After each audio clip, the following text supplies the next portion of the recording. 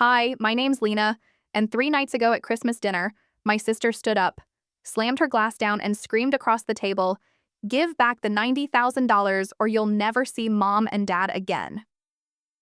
No warning, no explanation, just a public execution of me. But that wasn't even the worst part. The worst part was realizing they'd been planning it quietly for months behind my back, with my mother sitting there saying nothing, like I deserved it.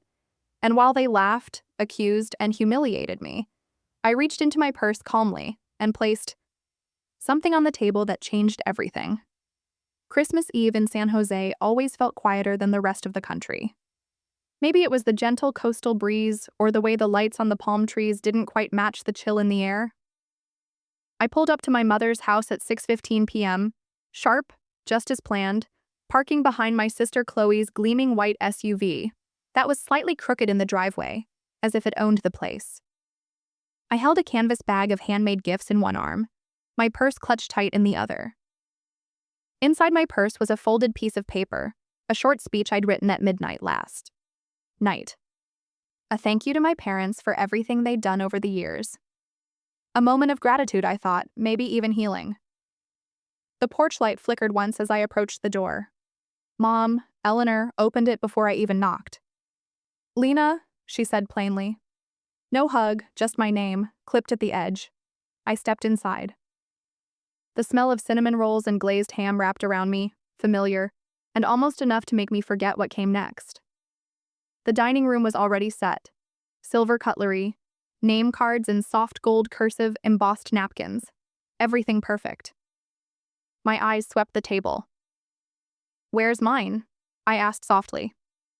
"Oh," Mom turned.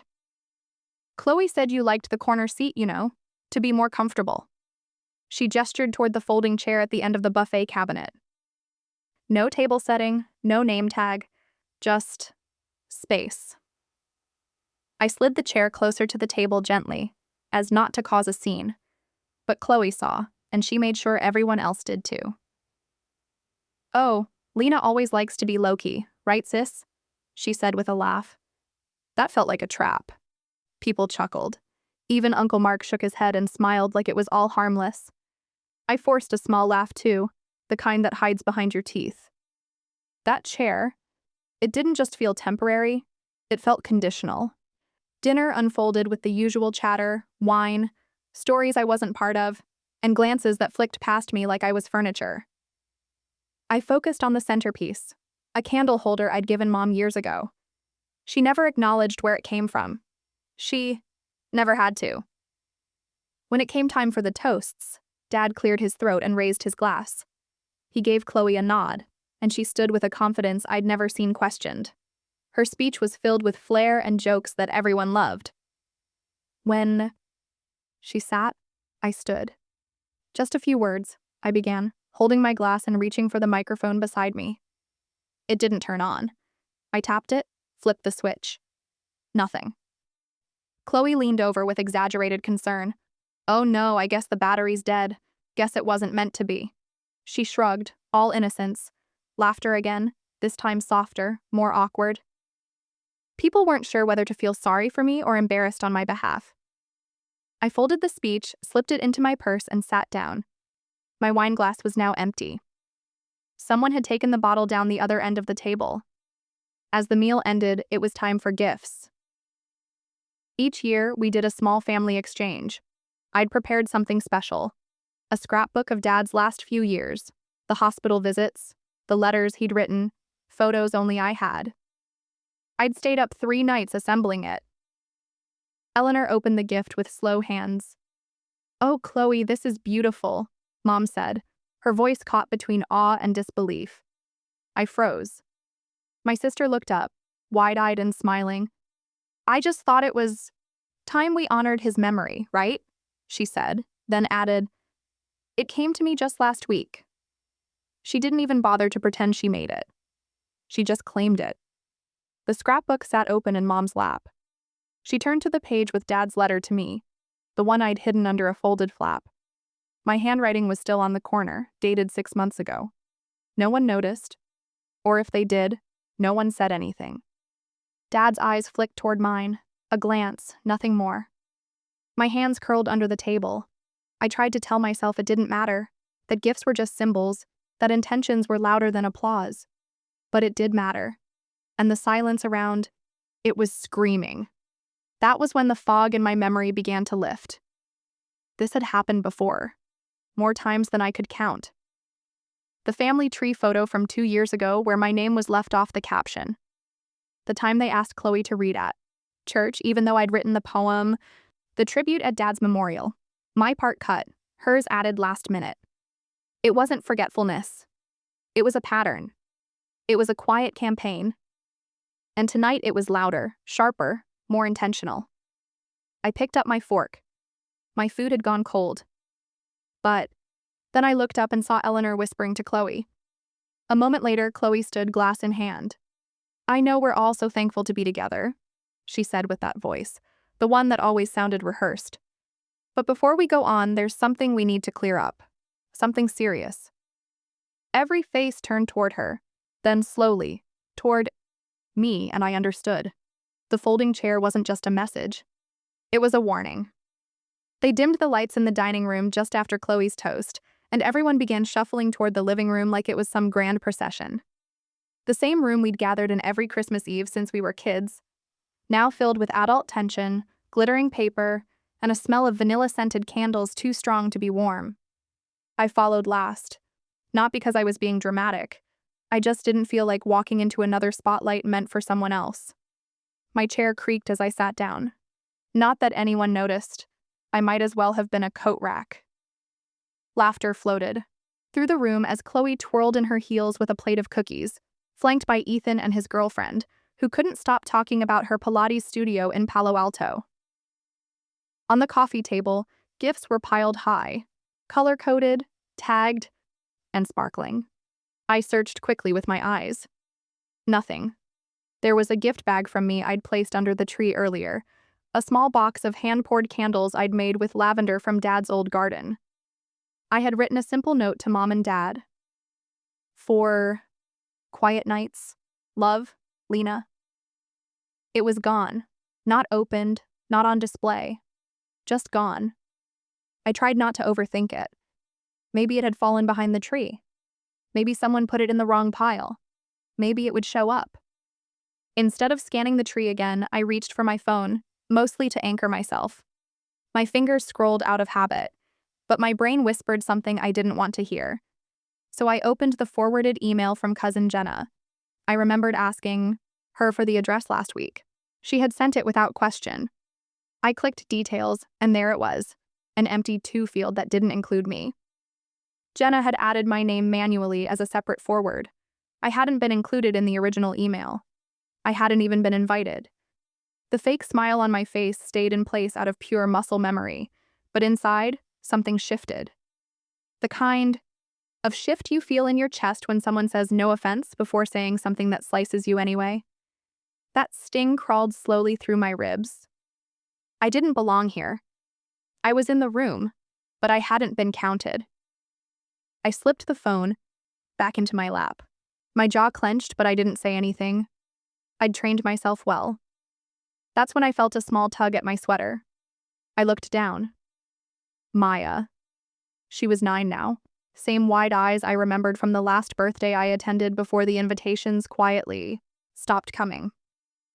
"Hey, kiddo," I whispered, trying to sound normal. She held half a cookie, crumbs trailing her sleeve. "Aunt Lena?" "Yeah." "Is it true you used to steal from Grandma?" I blinked. "What?" She said, "You always take credit for stuff you didn't do. But it's okay now, I guess. We're not supposed to talk about it." The words sat between us like cold soup. "What? Who told you that?" "Mom, but I'm not supposed to say." Maya nibbled the edge of her cookie. "I think it's old stuff, like before I was born." I felt a small tear sting the inside of my eye.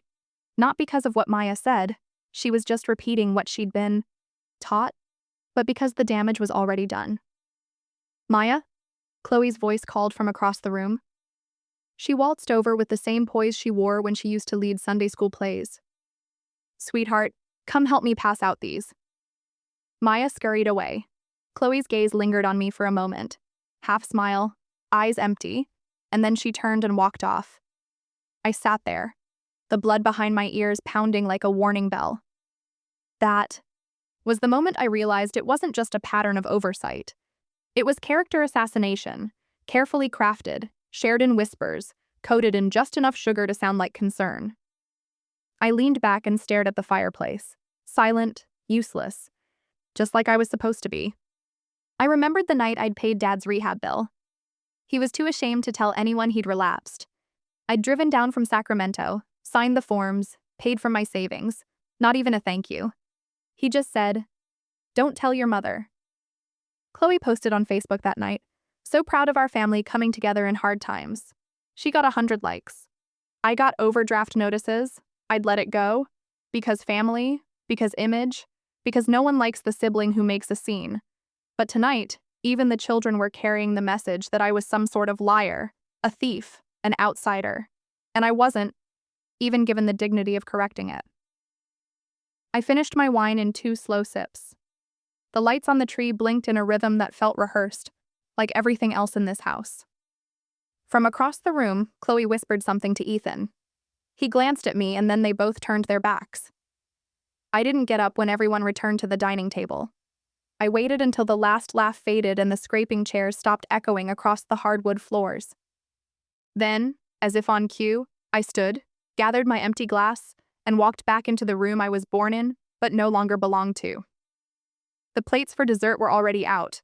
Apple and pecan pies, store-bought but fluffed up with whipped cream and the illusion of tradition. Someone had lit a cinnamon candle in the center of the table, and its scent curled around me like smoke. My chair hadn't moved, still just slightly apart from the others. A hair's breadth, but emotionally, it might as well have been across the street. I sat down. Chloe tapped her spoon sharply against her wine glass. The room fell quiet, attention shifting instantly to her like a reflex. "I'd like to say something before we cut the pie," she said with a grin that didn't reach her eyes. I stiffened. The room expected another toast, maybe something about gratitude or the meaning of family. But she cleared her throat and said it. In a tone I'll never forget. "Give back the $90,000 or you'll never see Mom and Dad again." No one moved. I thought I'd misheard. Aunt Carol let out a soft gasp. Maya froze mid-bite. Ethan's girlfriend slowly set down her wine glass. I turned my head slowly, trying to catch a smirk on Chloe's face. Some sign this was an ill-timed joke. There wasn't. One. "What did you just say?" I asked, barely above a whisper. Ethan, who'd been silent most of the evening, jumped in like a second act. "You moved money out of Mom's estate last year when you said it was to cover hospice bills?" We saw the statements. Every one of us. My hands tightened around the edge of the table. "You think I stole from her?" I asked, my voice cracked but calm. "No," Chloe replied, leaning back casually. "We're not accusing you. We're demanding you. Give it back. There's a difference." The air turned dense, like a curtain had dropped between me and reality. I looked at Eleanor, my mother, but her eyes were on her lap. Her napkin suddenly seemed fascinating. "I used my own savings," I said slowly. "That wasn't from her estate. That was mine." Chloe didn't blink. "Then why were there no receipts? Why no documentation? Why does it look like you drained the joint account the week Dad entered palliative care?" I opened my mouth but stopped. Because she was right. There wasn't any trail. Dad had asked me to keep it quiet. I paid up front for the experimental trial, when Medicare wouldn't. He said, "Don't let your mother know. It'll stress her out more than the cancer." And so I didn't. There had been no witness, no receipt, just my word. And apparently, in this room, that word was worthless. "Wow," I said softly, scanning their faces. Faces I once trusted. "You really planned this?" "We didn't plan anything," Ethan said, shaking his head. "We just wanted the truth, and we want our money back." I almost laughed. "Your money?" Maya, seated beside him, mumbled without looking up. "Told you she stole?" The words sliced me open more than Chloe's accusation ever could. turned to Eleanor again, desperate, still thinking maybe, just maybe, she would look at me and say, "Stop this. This isn't right. Lena would never." But she didn't. She just folded her napkin neatly and placed it beside her untouched plate. That was my answer. My mouth was dry. My heart wasn't broken. It was burning. I reached into myself for a memory. That felt solid. 3 years ago, when the insurance company denied the final treatment round, Dad had called me directly. "Lena," he'd said, voice thin, "I know I don't deserve it, but I think this might give me a few more months." I transferred $90,000 from my account that night. He never made it to the trial, but the payment had been made, without hesitation, without a paper trail. And now it was a noose they were pretending was a ribbon. I looked up again. Chloe was smiling with her lips. Ethan was nodding like a reasonable man at a shareholder meeting. Eleanor still hadn't looked at me once. "This isn't about money," I said quietly. "This is about rewriting history. Again." Ethan scoffed. "Don't be dramatic." "Dramatic?" I leaned in, my voice calm. "You corner me, accuse me in front of the entire family, and tell me I won't be allowed to see Mom and Dad unless I pay you ransom and I'm being dramatic?" Chloe waved a hand. "You're twisting it." "No," I said. "I'm finally untwisting it." They didn't see it, but inside, something shifted. I wasn't scared anymore. I wasn't hoping for anyone to defend me. I wasn't reaching for their version of love. I was looking at a table full of people who had rehearsed their lines, who knew when the beat would drop, who waited until dessert to take the final bite out of me. And I had finally lost the appetite to play along. I didn't cry. I didn't argue. I didn't explain. I looked at Chloe, dead in the eye, and whispered to myself, "You're not asking for money, you're asking for silence."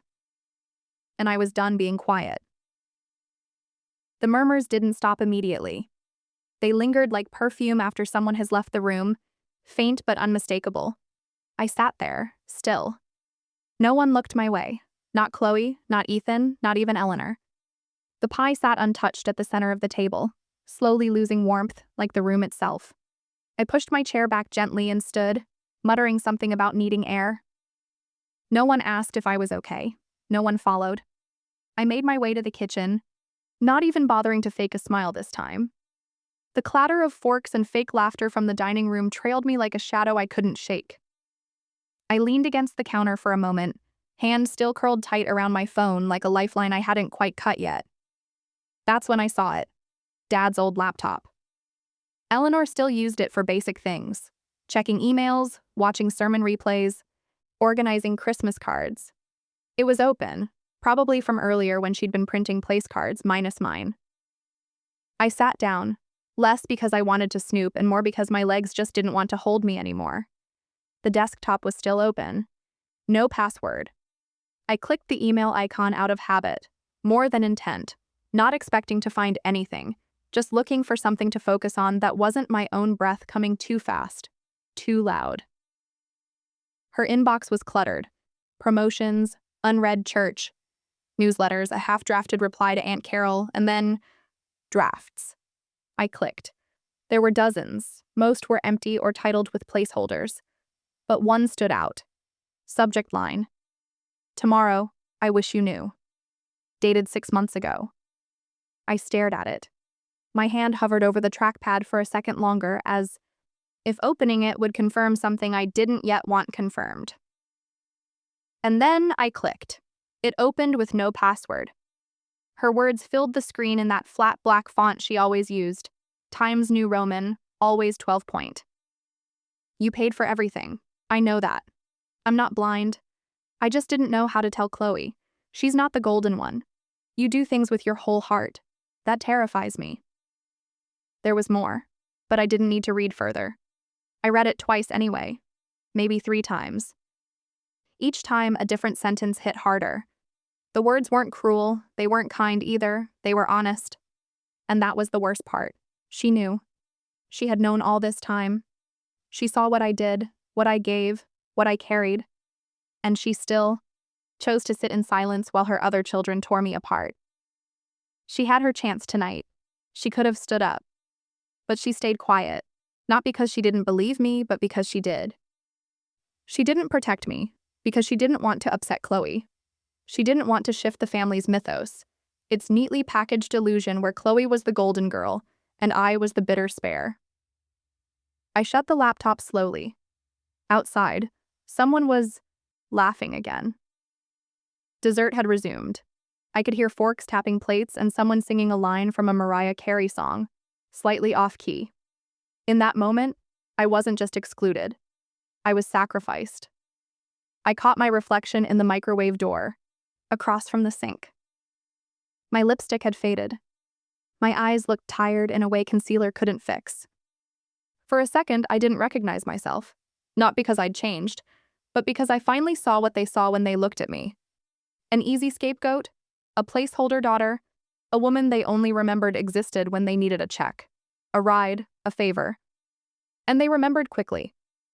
I stood there, letting the weight of Eleanor's unsent message settle over me. Years ago, after I paid off the last of the mortgage on this very house, Eleanor left me a voicemail. It was short, mumbled, clearly uncomfortable. "We're grateful.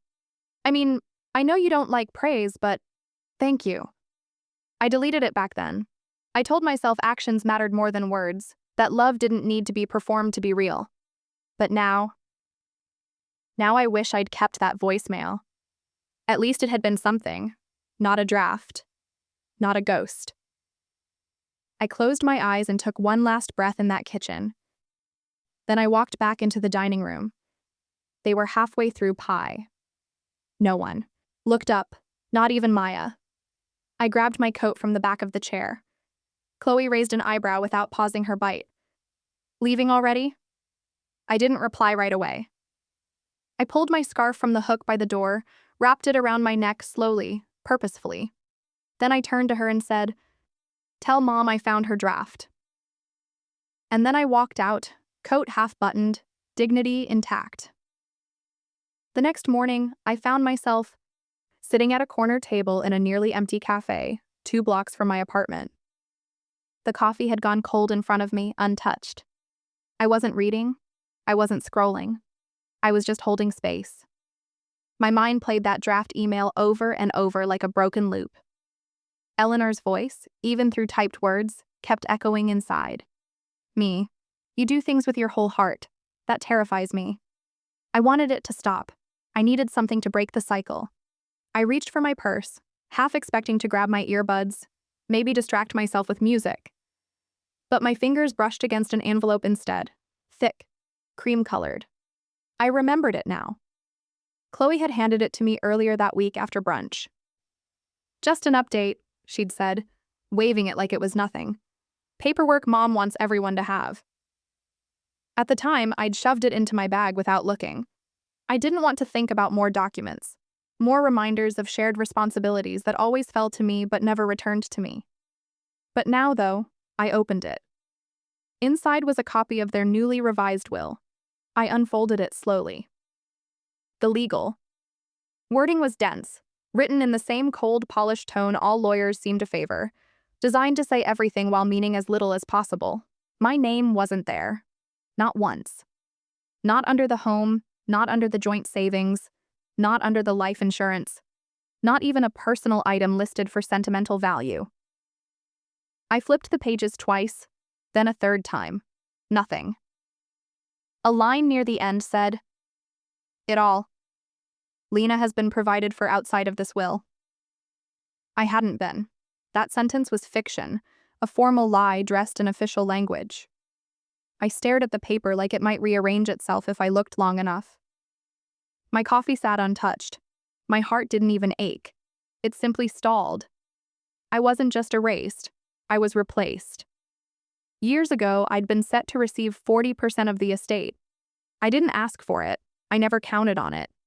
But the fact it had once existed meant something. It acknowledged that I mattered. Now, it was all to Chloe and Ethan. Just like that. I'd spent so many years filling in the gaps, paying for Dad's clinical trial when Medicare didn't cover it, refinancing my own condo to help renovate their kitchen, covering property taxes when Eleanor lost track of due dates. I never asked for applause. I never even asked for repayment. But this was a message. Not a mistake. A message. You're not part of this family anymore. Not in spirit, not in paper. My hands trembled, not from rage, not from heartbreak. It was the stillness of realizing something inside me had quietly shattered, and the sound had gone unheard. Later that evening, after avoiding every call and ignoring every checking-in text from neighbors who'd probably seen the Facebook post Chloe made about hard family decisions, I got a message from Ethan. "Can we meet?" I didn't respond right away, but I knew I would. An hour later, I slid into the passenger seat of his car, parked under a flickering streetlight outside the old high school. Neither of us said anything for a moment. He didn't look at me, just stared out the windshield like he was watching fog form on the glass. "I tried to slow her down," he said finally. "Mom wouldn't stop her." My voice stayed level. "You didn't try hard enough." He nodded like he expected that. "You shouldn't have found out that way." "I shouldn't have found out at all." He shifted, finally glancing over. "It wasn't about money. It was about distance. You've always been on the outside, Lena. Maybe this just put it on paper."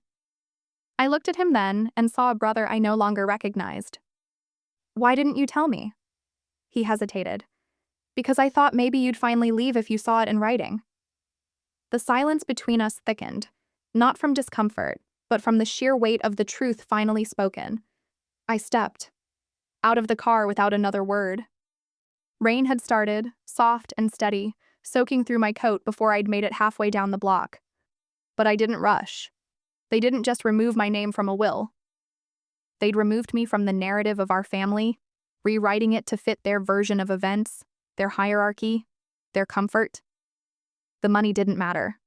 The lies did. The intentional erasure did. The fact that they had all decided, in quiet, colluding moments, that I was no longer worth a mention, that I could disappear and it would be easier for them.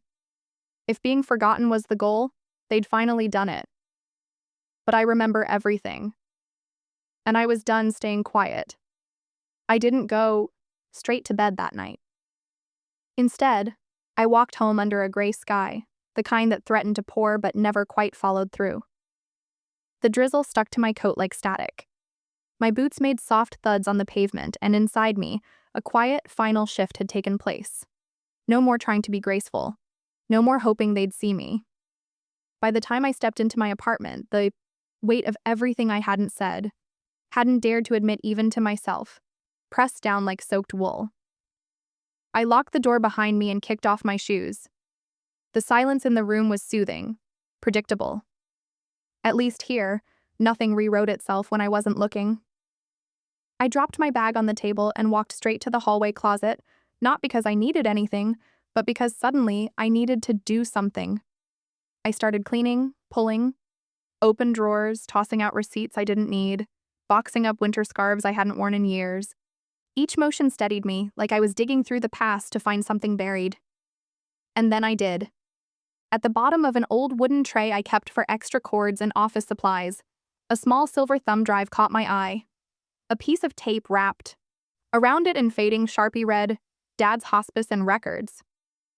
I stared at it, and just like that, a switch flipped. I crossed the room, plugged it into my laptop, and waited for the files to load. Inside, folder after folder appeared, clean, organized. My old self had been meticulous. Medical invoices, email printouts, transfer logs, notes I'd written to remind myself who had said what on which phone call. And there it was, a PDF dated almost 3 years ago. $90,000 wire transfer to Mountain View Hospice Trust. I opened it. It was from my personal checking account. Not Eleanor's, not the estate. Mine. Timestamped, verified, final. Every doubt they'd tried to plant about me, every accusation, every twisted retelling, this document cut through it like glass. But that wasn't all.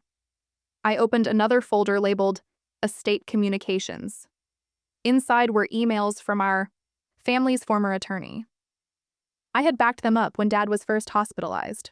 One attachment caught my eye, the scanned version of an early draft of the will from 4 years ago. My name, clear as day, listed next to 40% of the estate, alongside specific items from my father's study he'd said were meant for the one who remembered. I exhaled slowly. Then I reached for the updated copy Chloe had handed me, the one that erased me. I opened both, side by side. Something felt off. It took a few minutes before I saw it. The signature, Eleanor's. On the new version, her cursive was uneven, slanted backward. The L lacked its usual loop. I opened the old birthday card she'd written me in October, still on my fridge. Compared the two. Not even close. I zoomed in on both screens. The signature on the will wasn't just odd. It wasn't hers. My pulse steadied for the first time in weeks. I didn't feel powerless. I felt precise. I'd spent the better part of 2 decades quietly untangling financial knots for other people, reviewing trust documents, identifying forgery, building airtight audit trails. They forgot who they were dealing with, I whispered out loud, as if testing the words for weight. You want to come for me with legal documents? I smiled, just slightly. You chose the wrong sister. I began dragging files into a new folder, rebuilding timelines, labeling evidence. Then I pulled out my phone and texted someone I hadn't spoken to in over a year. Me. Hey, I might have something for you. Just hypothetically. She was a compliance attorney at the district attorney's office. She'd seen me hold my own in federal audits. We weren't friends, but we had mutual respect. Her reply came in under a minute. Got time after the holiday? Want coffee or a war room setup? I smiled. Me. Let's say both. I'll bring the files. I didn't need a lawsuit, not yet. But I needed the truth out of the shadows. This wasn't about revenge. It was about a record. Because when they tried to rewrite the past, they forgot one thing. I kept the receipts. I didn't sleep the night after I found the files, but I wasn't restless. I was resolute. In the early hours, I sat at my kitchen table with coffee gone cold and the faint hum of the fridge keeping me company. The folder on my desktop was complete. The audio clips trimmed, the statements labeled, the chain of custody secure. By mid-morning, a text from Ethan appeared. Ethan. Chloe wants to smooth things over. Christmas dinner round 2. Just family. No apology, no acknowledgement. Just a casual attempt to smooth things over like I'd spilled wine on a tablecloth. I stared at the message, then typed 2 words. Let's finish it. I dressed like it was a regular Thursday. No drama, no confrontation in my posture. But I did change my earrings. They were small silver drops my father once gave me when I got promoted. Symbolic, maybe, but I needed the reminder. Before I left, I slipped a manila envelope into my tote and tapped one last icon on my phone, the folder labeled Redemption. The drive back to the house felt surreal, almost like returning to the scene of a crime. And maybe I was. The same. Front door, the same wreath, the same too perfect lighting Chloe always insisted on, dimming just enough to look warm in photos. But this time, I didn't pause on the porch. I walked in. The dining room looked nearly identical to a week ago, minus the folding chair. It was gone. In its place, a regular seat, unmarked, unlabeled. But everyone else had place cards. I didn't. Not again. Chloe greeted me with her version of politeness, teeth clenched behind glossed lips. Glad you made it, she said. We just want peace, you know. I nodded once. I brought something, just in case the truth wanted to join us this time. Ethan shifted in the corner. Eleanor fussed with a candle that didn't need fixing. I laid my phone gently on the center of the table, face down. No words. Let them squirm a little first. Dinner began like a bad script. Casual banter, half-hearted questions about work and the weather. But no one looked at me for long. Even Maya, once so curious, kept her eyes on her plate. I waited until coffee was poured. Then, I tapped play.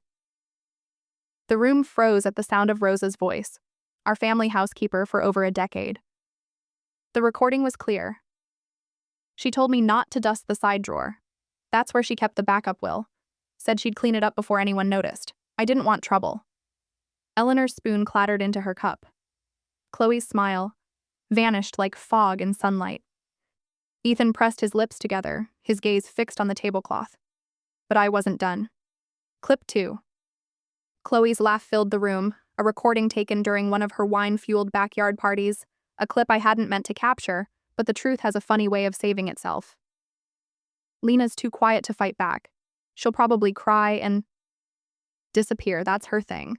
Besides, once it's in writing, it's real. No one checks signatures. They just sign where I say. I didn't look around immediately. I let them feel it. When I finally raised my eyes, Eleanor was pale. Ethan stared out the window. Chloe didn't blink. I took a sip of my water, then placed a sealed envelope beside my phone and slid it toward the center. This, I said calmly, is a formal report prepared for the district attorney's office. It includes financial records, forgery assessments, and witness statements. You have until New Year's. No one spoke. I stood up, pulled my chair in gently, and adjusted the strap of my bag. Don't worry, I added, glancing at Eleanor. I won't make a scene. Eleanor's eyes welled, but she didn't say a word. Chloe opened her mouth, but no sound came. For once. And I walked. Out 3 days passed. I didn't hear from Chloe, Eleanor, or Ethan, but I didn't expect to. The fallout from Christmas round 2 was still floating in the air like ash after a fire. Then at 6:11 a.m., I got the voicemail. It was from Human Resources at my firm. Hi. Lena, sorry to bother you this early. There's something we need to discuss immediately. A recording surfaced overnight. It's sensitive. Someone claims it's you in the clip, saying you've manipulated estate records and forged documents. Legal's reviewing it. We need to meet today. I didn't even finish my coffee. My thumb shook as I tapped the screen and opened the link they'd sent. There I was, my voice anyway. Spliced together to say words I'd never strung in that order. Covering trails, forging language, doesn't matter, they'll believe me anyway. Fake, but precise, deliberate. I paused it, took a breath, played it again. It was my voice, my tone, my pauses, and yet I'd never said that. Not in that order, not like that. I knew immediately. Chloe. She'd hit back. For a moment, I sat frozen in my car outside the office, gripping the steering wheel so hard my knuckles whitened. What if they believe her? I whispered to no one. That old fear crept in, of being the one who overreacts, who sees ghosts, who pushes too hard and ends up looking unstable. I thought of all the times I kept my mouth shut to keep peace, to be the bigger person. And now my silence was being weaponized. But I didn't walk into that office shaking. I walked in with my head held level and my voice low. I didn't say, "That's not me." I said, "What's in that tape isn't true, and I can prove it." They listened. Legal pulled in the compliance team. Forensics took over. I left them with everything they needed, and then I went home. That night, just as I finished organizing more files for the DA, a knock came at my door. It was Ethan. He looked like he hadn't slept in 2 days. No coat, just a hoodie and jeans soaked at the sleeves. "I can't do this anymore," he said. I didn't invite him in. He didn't ask. He pulled a thumb drive from his pocket and handed it to me.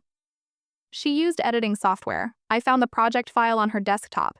It had the raw audio from last year, stuff you recorded at Dad's bedside. She cut and spliced it. He took a shaky breath. I didn't help her, but I didn't stop her either. I thought she'd just rant and move on. I stared at him. My hand stayed still. My voice didn't rise. "You thought wrong." He looked at the floor. "Is it too late to fix it?" "No," I said.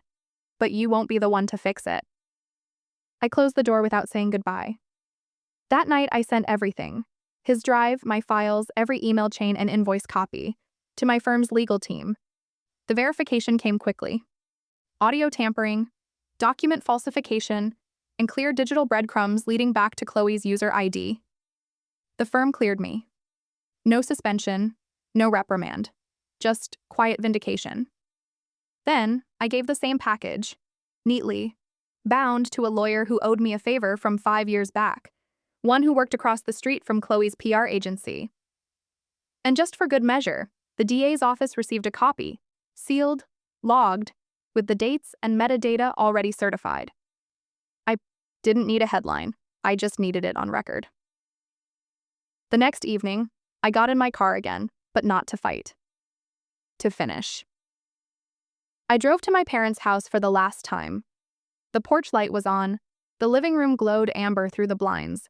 I could see Eleanor in the kitchen, alone, washing something small and delicate. She opened the door after 2 knocks. We didn't say anything. I stepped in just far enough to reach the console table by the stairs. I pulled the small handkerchief from my coat pocket. Olive green, embroidered with a single L, the one she always tucked into her Bible. The one I saw in her purse that night, even after saying she didn't keep old things.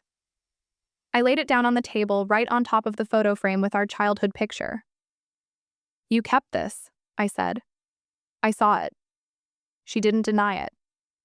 "You don't have to say anything," I continued. "You already did." Then I turned and walked out. The next morning, news broke quietly. An internal memo circulated at Chloe's firm. She was suspended pending investigation into digital fraud. By noon, the memo leaked. By nightfall, she was gone. No press conference, no grand statement, just silence. And I didn't have to raise my voice once.